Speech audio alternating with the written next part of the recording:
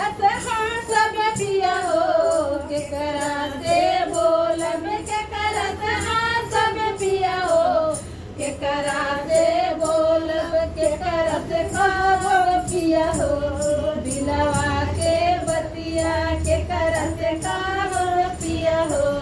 दिलवा के बती ससुर से बलिया धन हो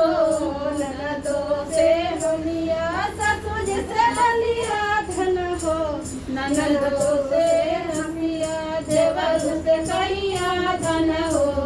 दिलवा के बतिया देवर से कैया धन हो दिलवा के बतिया ससुर नहीं माले प्रिय हो ननदो ना हासे ससुर नहीं बोले प्रिय हो ननदो ना हासे देवर